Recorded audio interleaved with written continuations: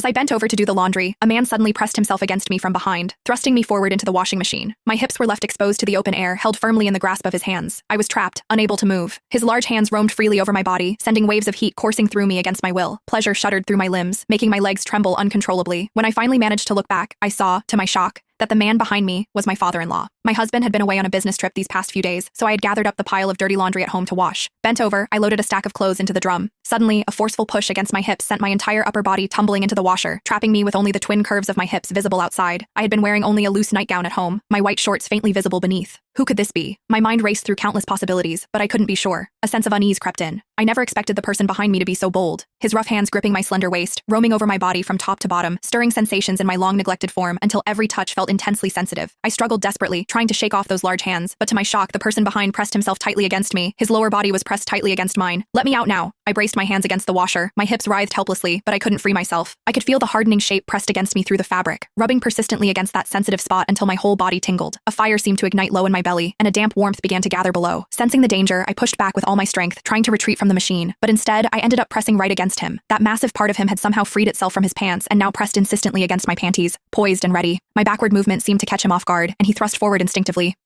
Don't. The sensation nearly overwhelmed me, my legs trembling involuntarily. I tried desperately to squirm deeper into the washer to escape his body, but with every inch I retreated, he pressed forward until I had nowhere left to go. "What are you doing?" "Ah, please stop," I pleaded in fright, yet my voice betrayed me, growing increasingly sweet and breathy. Encouraged by my reaction, he held me firmly in place, lifting my lower body almost completely off the ground. "Why are you wearing so little at home, Scarlett? Let me give you a hand." "What?" The man behind me was actually my father-in-law. My ears burned with shame, my entire body flushed and restless with heat. A memory surfaced. When I had first married into the family, I'd seen my father-in-law in shorts, unable to conceal his considerable size, and I'd often noticed my stockings in the bathroom would mysteriously end up soiled. Could it have been him? Had he taken them? The man behind me was in his 50s, yet his raw strength rivaled that of a man 20 years younger, stirring in me a pleasure I'd never known before. The fire of desire threatened to consume my reason. Clinging to my crumbling resolve, I begged him tearfully to stop, fighting against the maddening itch coursing through my body. No, please put me down," I pleaded frantically, but as he thrust again, I couldn't suppress a moan, a sound that filled me with shame. My father-in-law relaxed his hips, allowing my feet to finally touch the floor. Just as I began to breathe a sigh of relief, his arms tightened around me again. Instantly, that torturous itching returned as his hands roamed freely over my body, both teasing and tormenting me. Then, in one swift move, he lifted my nightgown. "Scarlett, how did your panties get so wet? Let me help you take them off." Damn it, he saw everything. I wished I could vanish into the ground. I strained backward, but his broad palm pressed firmly against my hips, leaving me no room to pull away. His fingers slid downward, easing the fabric away. My father-in-law gulped, a low murmur of appreciation escaping his lips. So tender. I've never seen such a delicate pink. I stifled a moan that threatened to break free, tension coiling within me as I instinctively clenched my thighs together, but his hands pried them firmly apart, leaving nothing to his imagination. "You're so fucking wet. I'm thirsty. Let me have a taste, all right?" My heart lurched.